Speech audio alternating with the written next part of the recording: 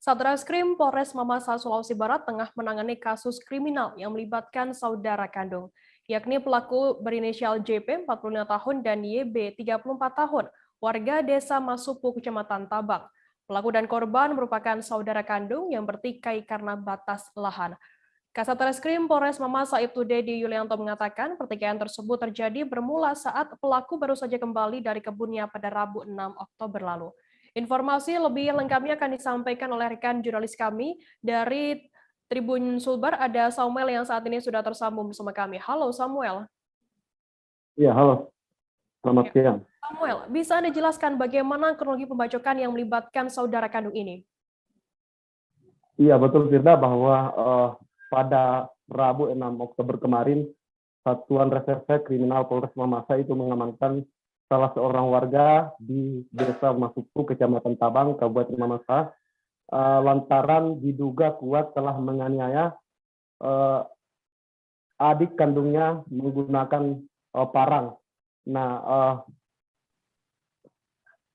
peristiwa terjadi bermula ketika kakak kandungnya, yakni JP 45 tahun ini, berada di lokasi, di lahannya maksud saya, namun karena dia melihat lahan ini tengah di dalam penguasaan adik kandungnya, sehingga ia memutuskan untuk kembali ke rumah dan membawa sejergen minuman keras untuk ia minum bersama adiknya. Nah, pada saat sedang minum, kakak ini terjadi percekcokan antara kakak dan adik ini, sehingga sang kakak melakukan penganiayaan terhadap adik kandungnya. Nah, sehingga adik kandungnya mengalami luka bacotan sebanyak kurang lebih 10 luka di bagian tangan dan kepala. Demikian, Firda. Samuel, bagaimana saat ini kondisi korban sendiri pasca dibacok oleh kakaknya? Ya, betul bahwa saat ini korban masih sedang menjalani perawatan di Pusat Kesehatan Masyarakat Kecamatan Tabang. Itu hingga saat ini belum dapat dikonfirmasi bagaimana hasil visum yang dilakukan oleh tim medis di Puskesmas Kecamatan Tabang. Namun untuk korban sendiri sudah dilakukan penahanan oleh Satuan Reserse Kriminal Polres Mamasa sejak ditangkap pada 3 hari lalu. Demikian.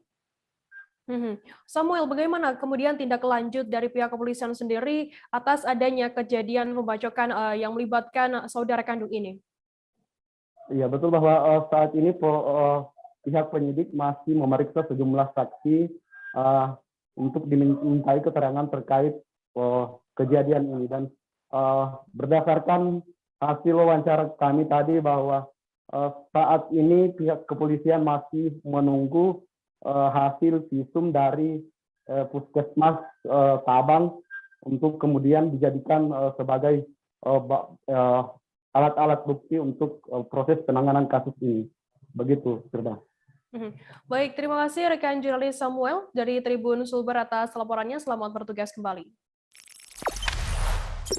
Jangan lupa subscribe, share, komen, dan like ya.